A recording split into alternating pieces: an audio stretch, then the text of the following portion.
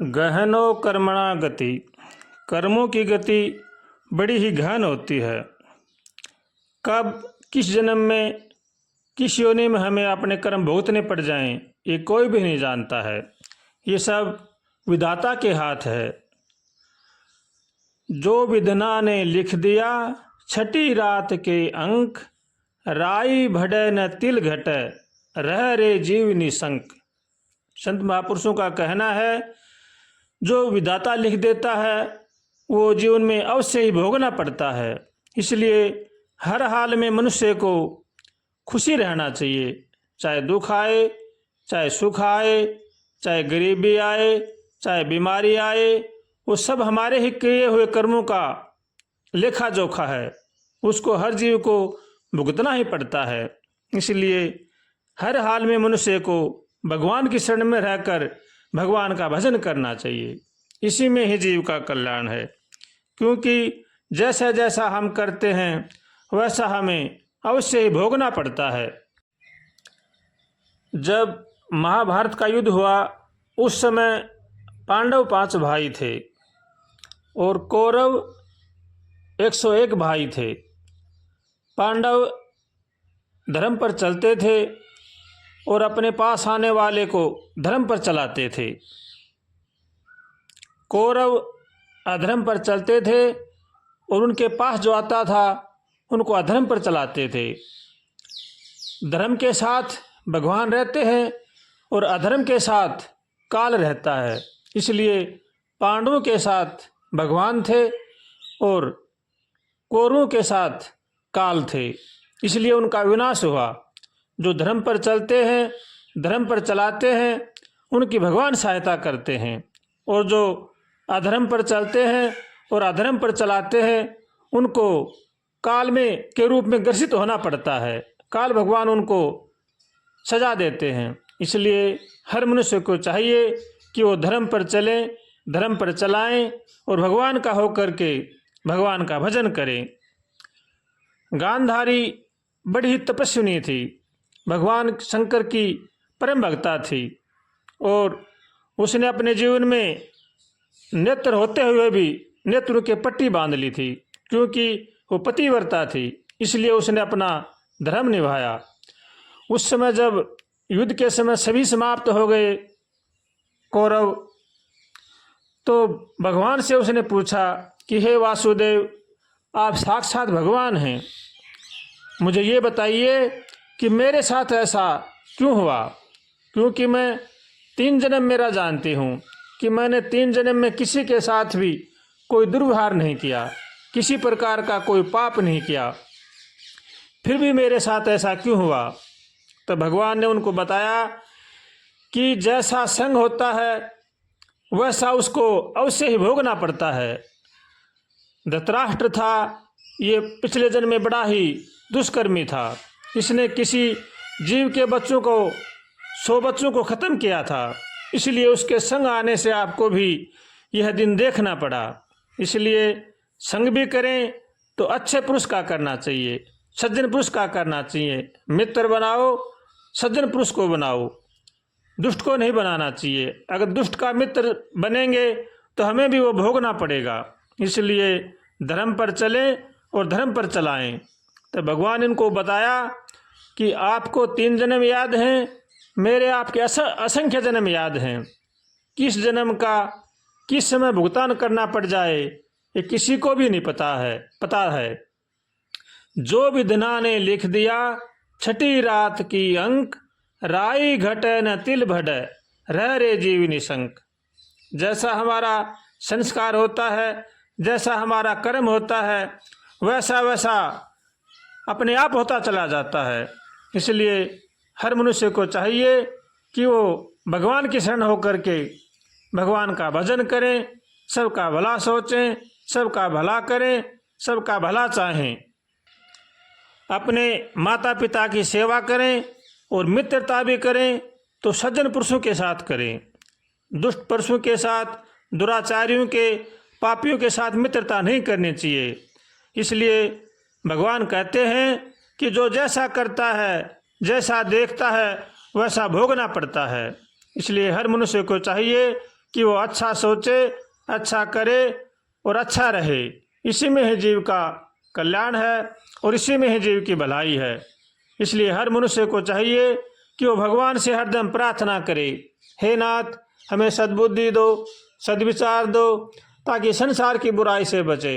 ऐसे भगवान से रोज प्रार्थना करनी चाहिए और भगवान का होकर के भगवान का भजन करना चाहिए। कर्म गति टारी नाय टरे, मुनि वशिष्ठ से पंडित ज्ञानी, शोध के लगन धरे। सीता हरण मरण दशरथ का, बन बन राम फिरे, कर्म गति टारी नाय टरे। भगवान साक्षात भगवान थे, फिर भी उनको वन में भटकना पड़ा। संतों से सुना है कि ये भी किसी प्रकार से किसी का श्राप था। तो हमें हरदम सचेत रहना चाहिए, न किसी की बद्दुआ लेनी चाहिए, न किसी के साथ धोखा करना चाहिए और भगवान का होकर के भगवान का भजन करना चाहिए। वो तो साक्षात भगवान थे, उनकी तो अनेक लीलाएं होती रहती हैं, करते रहते हैं, उनका तो कोई वह नहीं है। लेकिन जीव को ऐसा कभी भी किसी के साथ दुर्व्यवहार नहीं करना चाहिए, भगवान का होकर के भगवान का भजन करना चाहिए। इसी में ही जीव का कल्याण है। किसी संत से सुना है कि एक बार एक बड़ा भयंकर राक्षस था। वो भगवान के किसी भी तरह से मारने को नहीं आ रहा था। भगवान ने बहुत कोशिश करी, वो बड़ा ही अत्याचारी अन्यायी था, बड़ा ही अधर्मी था। तो भगवान के मारने पर भी वो नहीं मर रहा था। तो उसका यही कारण था कि उसकी जो पत्नी थी वो बड़ी ही तपस्विनी थी और उसी के कारण से उसकी मौत नहीं हो रही थी। तो भगवान ने उनका तप डिगाने के लिए कुछ लीलाएं की थी। तो उसी कारण से भगवान को श्राप मिला था कि आपको भी वन वन में भटकना पड़ेगा। इसलिए अगर भगवान भी अगर भटकना पड़ जाए तो जीव की क्या औकात है। इसलिए हर मनुष्य को चाहिए कि वो सबके साथ यथायोग्य व्यवहार करें, सबके साथ मित्रता का व्यवहार करें, सबका भगवान का समझ के सबके साथ प्रेम का बर्ताव करें, तो ही जीवन में आनंद ही आनंद है। अगर हम किसी के साथ छल कपट करेंगे, धोखाबाजी करेंगे, विश्वासघात करेंगे तो हमें अवश्य ही वो भोगना पड़ेगा। इसलिए हर मनुष्य को चाहिए कि वो जो भी कर्म करे भगवान की शरण में होकर करे, सचेत सतर्क और सावधान होकर के करे। नहीं तो जैसा भी हमारा दुष्कर्म बन गया तो किसी भी योनि में किसी भी जन्म में हमें अवश्य ही भोगना पड़ेगा। इसलिए हर मनुष्य को चाहिए कि वो भगवान से रोज प्रार्थना करे, हे नाथ हमें सद्बुद्धि दो, सद्विचार दो, ताकि संसार की बुराई से बचे। ऐसे भगवान से रोज कातर स्वर से उठते बैठते खाते पीते चलते फिरते रोज प्रार्थना करनी चाहिए। सबका भला सोचना चाहिए और सबका भला करना चाहिए, तभी हमारे जीवन में सुख शांति रहेगी।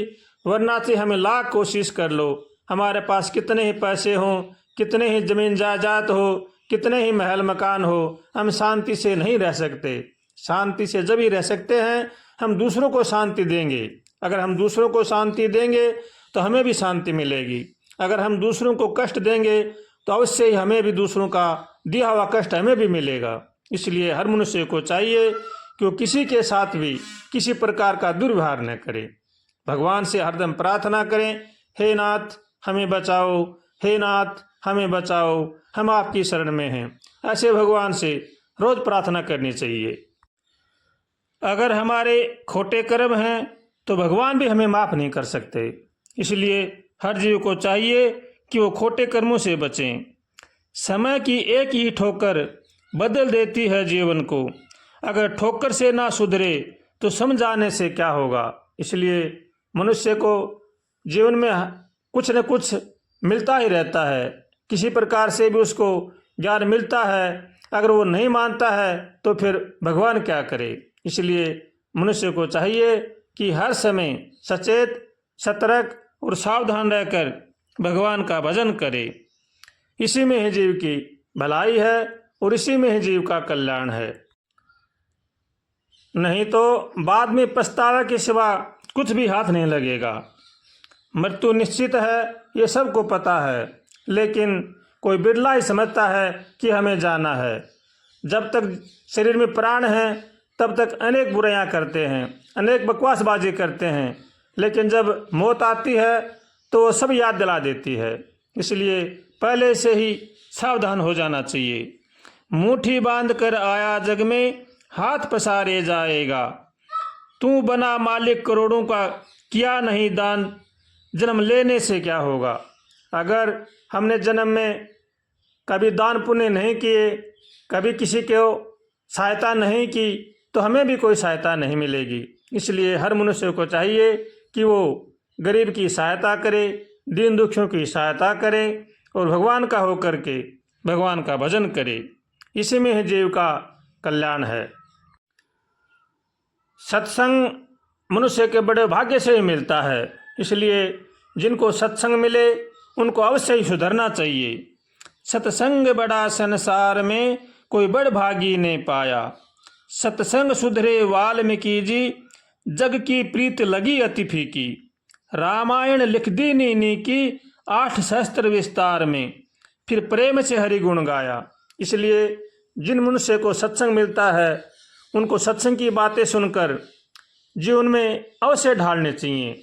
अगर हम जीवन में नहीं उतारेंगे, सत्संग सुनते रहेंगे, उन बातों को काम में नहीं लाएंगे, तो हमें कोई भी फायदा नहीं मिलेगा। इसलिए हर मनुष्य को चाहिए कि वो धर्म कर्म की बातें सुने, उनको माने और अपने जीवन में उतारे, तो ही जीवन में हमें सुख शांति मिल सकती है। वरना चाहे लाख कोशिश करो, सुख शांति नहीं ले सकते। इसलिए हर मनुष्य को चाहिए कि वो सबका भला सोचे, सबका भला करे और भगवान का होकर के भगवान का भजन करे।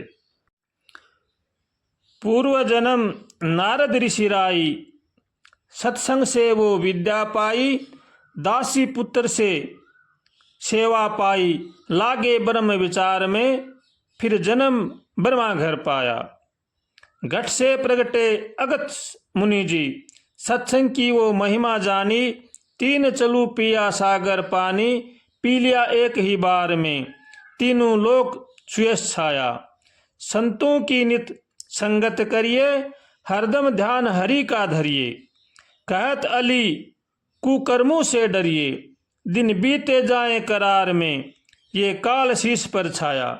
इसलिए हर मनुष्य को चाहिए कि वो सत्संग सुने और सत्संग को अपने जीवन में उतारे। अगर हम जीवन में नहीं उतारेंगे तो चाहे लाख सत्संग करो, हमारा कोई भी फायदा नहीं होगा। इसलिए जीवन में सुख शांति चाहते हैं, लाभ चाहते हैं, तो सत्संग को सुन करके सत्संग को जीवन में उतारना चाहिए। उन बातों पर चलना चाहिए, भगवान पर विश्वास करना चाहिए और भगवान की भक्ति करनी चाहिए। और भगवान का होकर के भगवान की अगर भक्ति करेंगे हम, तो भगवान हमारे पर अवश्य कृपा करेंगे। अगर किसी के साथ छल कपट धोखाबाजी करेंगे तो भगवान हमारी सहायता कभी भी नहीं करेंगे।